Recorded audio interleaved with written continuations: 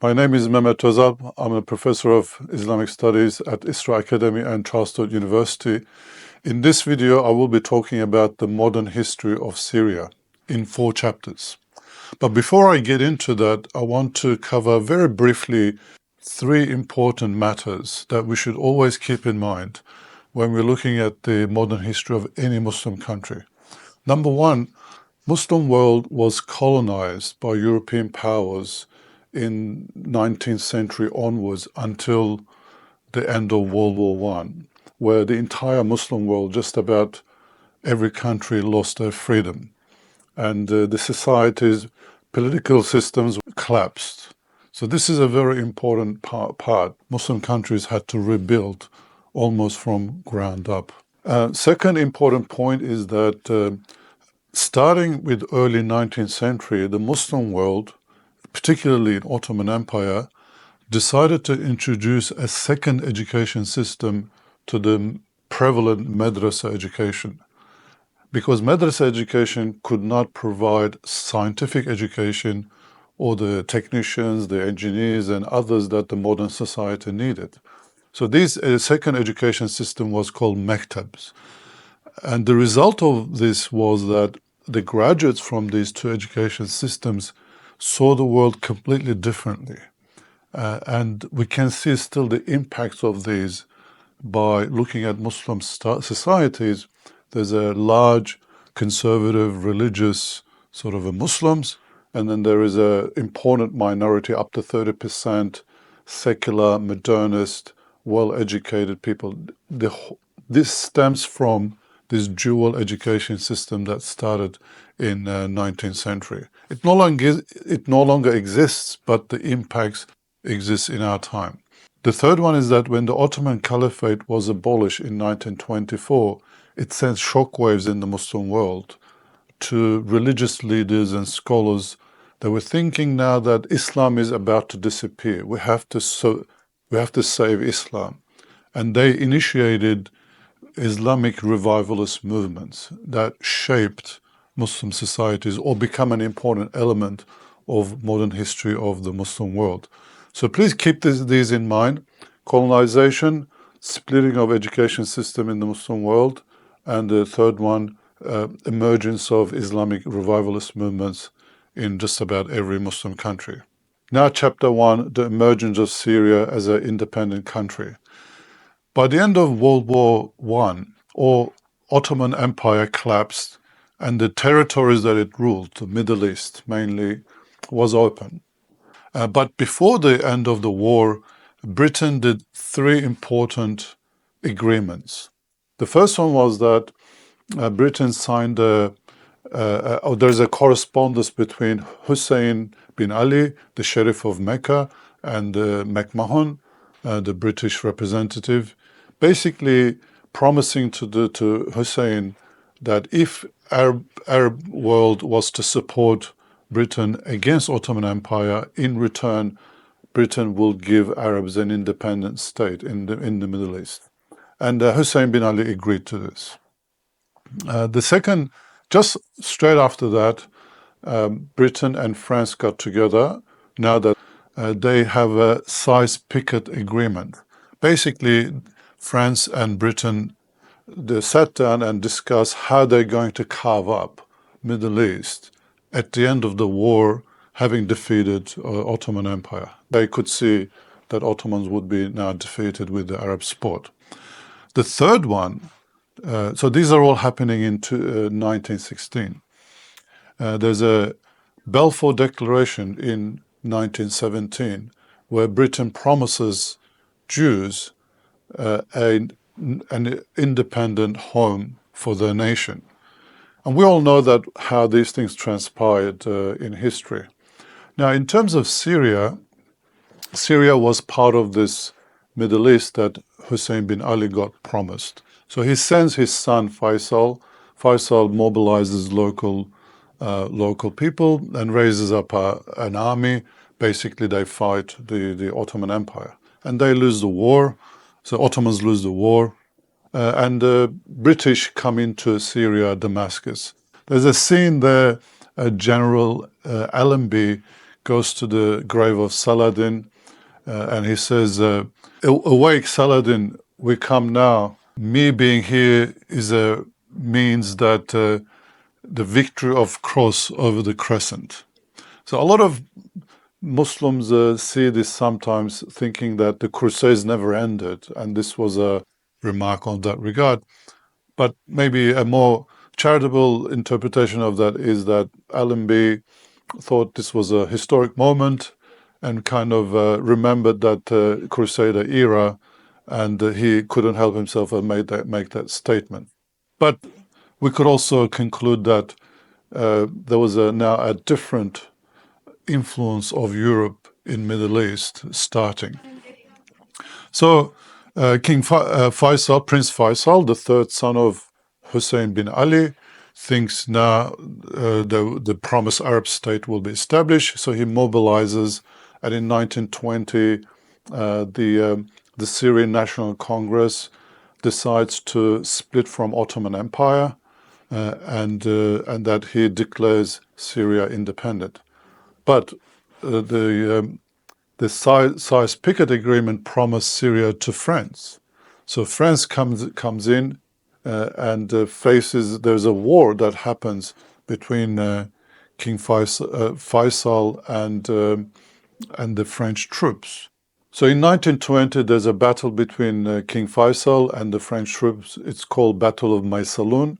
It's the first Arab resistance against colonial powers. So it's an important part of that history. But King Faisal loses, and France is now in the control. It's a mandate France has the mandate of Syria. And King Faisal actually escapes to Iraq and later becomes the king of Iraq. So that's a different story. The area that was promised to French included Lebanon. It also included some of the cities that are now in present-day Turkey. It was a split of the Crusader state, actually. So maybe that was true.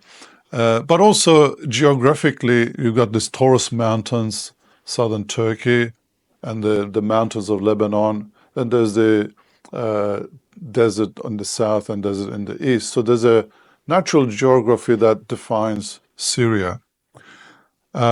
So the first thing that the French does is separates Lebanon into a different country in 1920, and they also rule by highlighting the ethnic and religious differences that makes up the population of Syria. By now, Syrians are thinking, yeah, we have split from the Ottomans, but the Caliph is still there. Maybe they'll save us.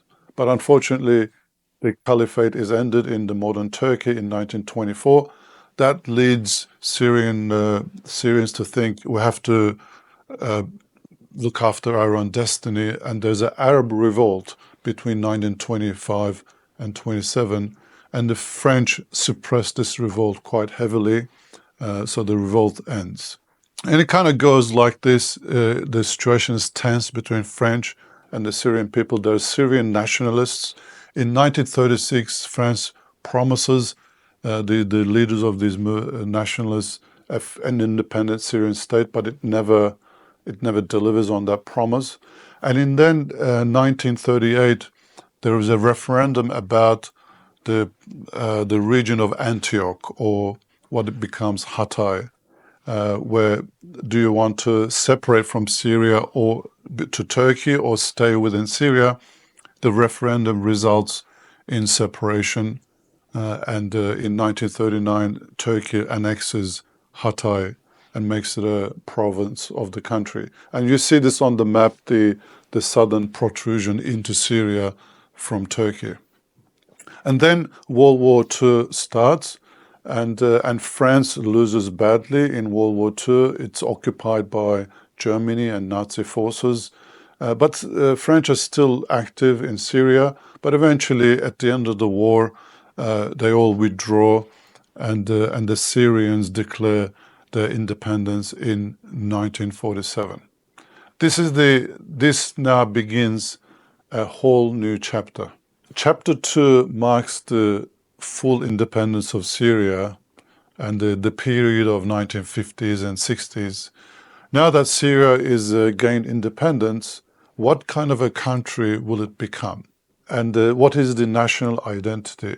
Remember that this Mektab Madrasa separation, that now there in Syria, there is a group of intellectuals who've been educated with modern education, some of them in European countries, in France chiefly.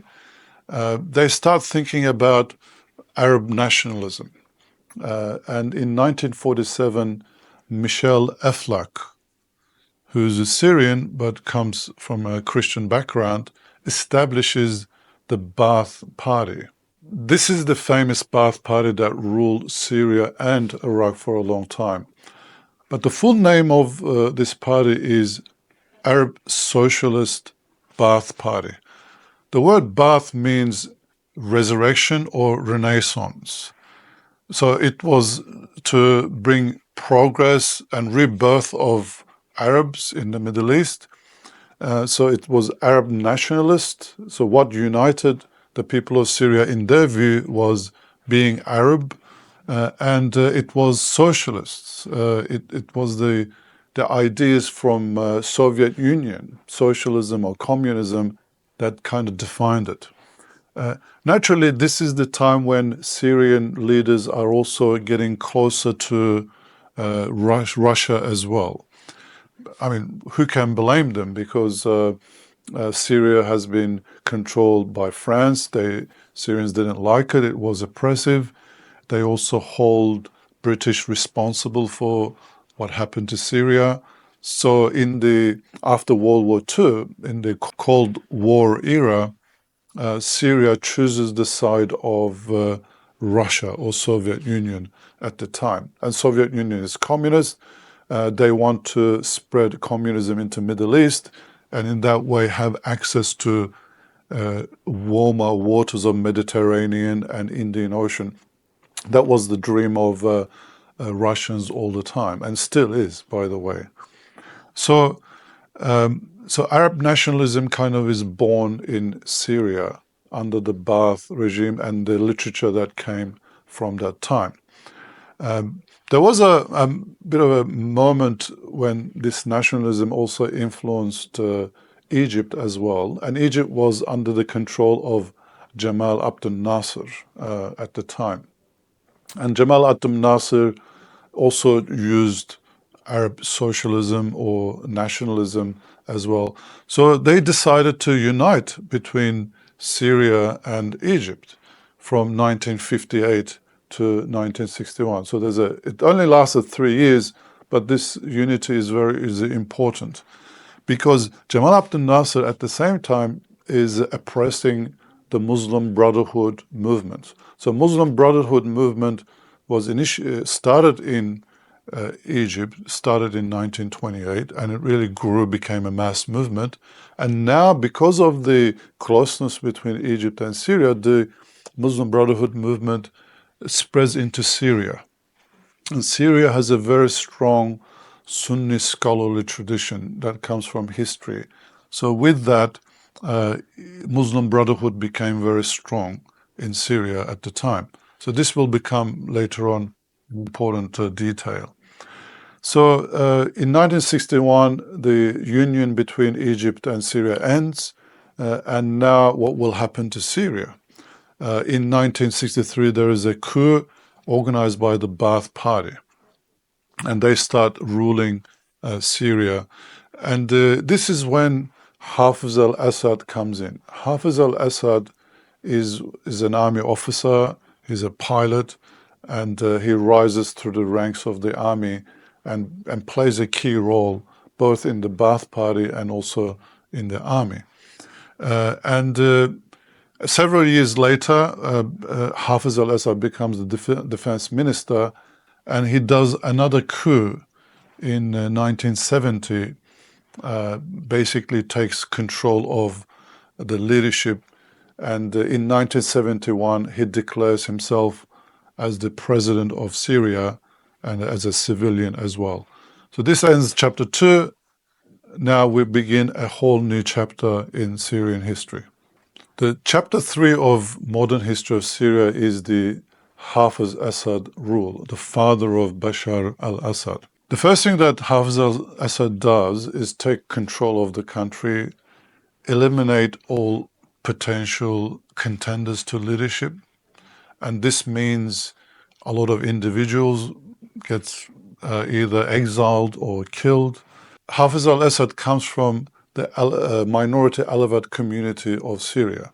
A lot of the people that he appoints to key positions of government comes from that community. So basically, he creates a sectarian state in a way.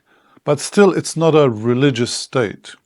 It's a modern, secular, socialist government, but very authoritarian.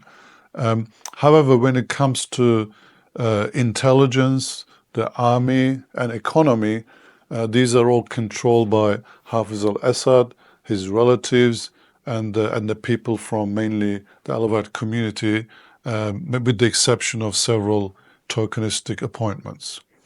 So one of the things that Hafez al-Assad does is in 1973, he, together with Egypt, they declare war on Israel. This is known as Yom Kippur War. It was a surprise attack, and Syria wanted to capture Golan Heights, and Golan Heights was seized by or occupied by Israel in 1967 war. So this war was a bit of a stalemate. It did not, neither Egypt, Syria, or Israel won the war, but it raised the profile of Hafez al-Assad as a leader, as an Arab leader who would challenge Israel. Israel still kept Golan Heights, and they moved on, and Israel still keeps it.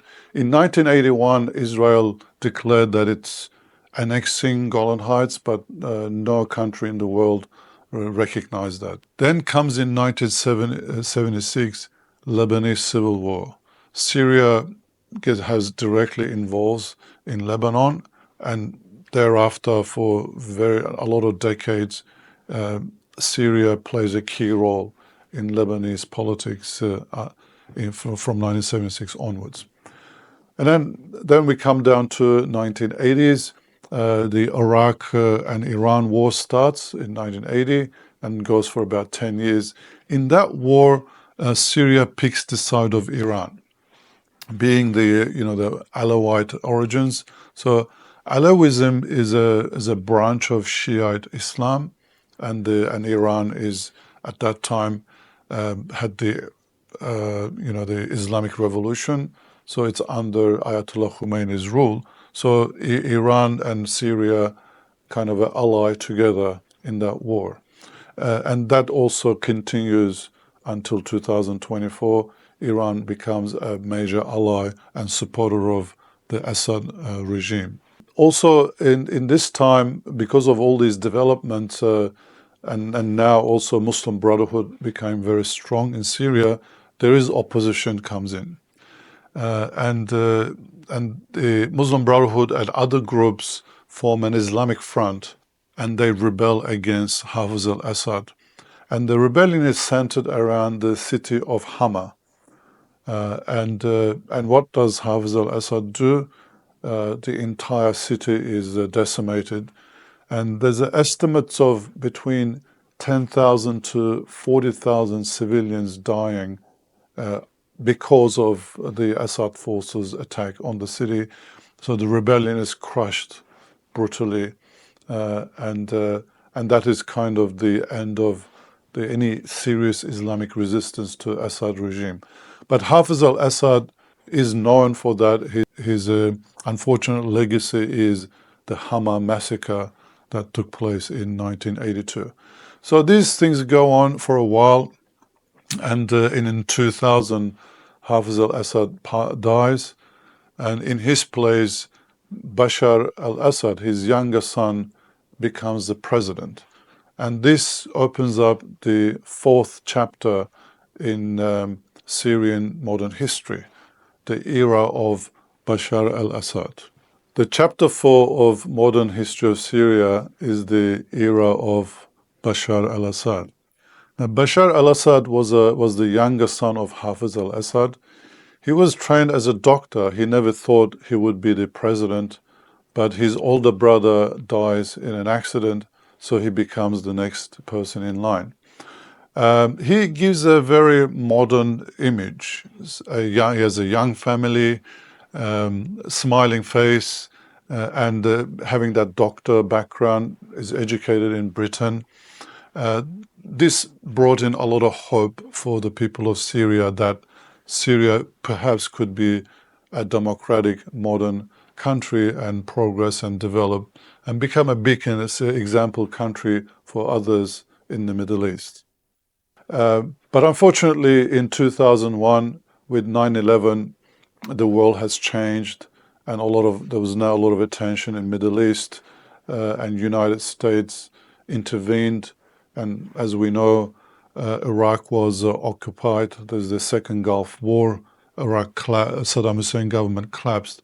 All of these introduced dynamics beyond control of Bashar al-Assad. And on top of that, in 2004, United States accused Bashar al-Assad government of supporting Hamas and Hezbollah in Lebanon and Palestine. And United States introduced economic sanctions. Now, being in trouble a little bit because of that, Bashar al-Assad became very close to Turkey, and then Prime Minister Recep Tayyip Erdogan, who later became the president of Turkey, they became very close. Bashar al-Assad visited Turkey, and they gave these messages that Turkey and Syria would remove visas, they would establish joint economic ventures, and it gave a bit of a promise that Turkey would help out Syria and the region, that past would be forgotten and a whole new positive chapter would open between Turkey and Arab countries. But unfortunately, this was derailed because in 2011, there was another major incident happened, the Arab Spring. The Arab Spring crept into Syria. It challenged all authoritarian regimes in the Middle East, and Bashar al-Assad was faced with a choice: either support the demands of the people, become a democratic country, and even go for elections, or step down, or fight and suppress the opposition. He chose the latter. He brutally suppressed the Arab Spring protests and the leaders, and very quickly Syria collapsed into civil war. And at this time, when we go into 2012-13, there is also emerging al-Qaeda, big al-Qaeda operation in Iraq. Now, because of the civil war in Syria, al-Qaeda creeps into Syria and starts all these jihadists or armed rebel groups emerged. In 2014, ISIS was established. ISIS, which is a breakaway group from al-Qaeda, they saw an opportunity that they could capture all these territories in eastern Syria and declare a caliphate, and they did. It lasted for about 5 years and became a major part of the Syrian Civil War. But what made Bashar Assad regime survive the civil war was support of Iran and Russia, chiefly. Iran poured billions of dollars into Syria, and armed militia came in.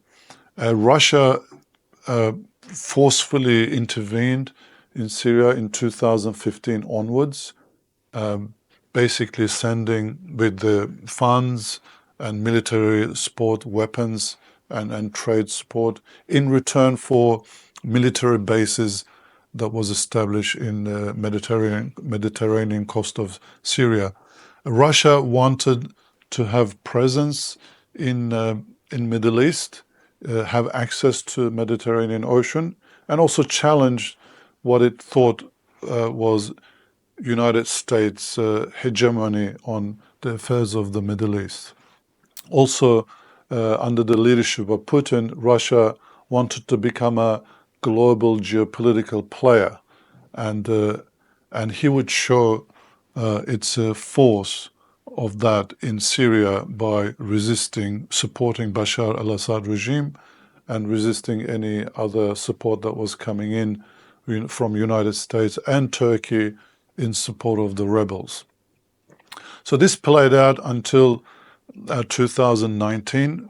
And by the way, Turkey had 3 military operations by then. So there was an agreement signed by Russia and Turkey that would basically recognize the stalemate that was created in Syria. This stalemate was that Assad controlled a large chunk of Syria. All of the Islamic or these jihadist rebel groups were gathered in Idlib, so the Kurdish regions in northeastern of the country acted autonomously with the support of United States. And then the world was distracted with the coronavirus pandemic, and also Russia invaded in 2022 Ukraine. That changed everything, which unfolded the circumstances which led to a very quick collapse of the Bashar al-Assad regime in December 8, 2024. I have another video that describes why that collapse was all of a sudden. We will put that up in the information section of this video.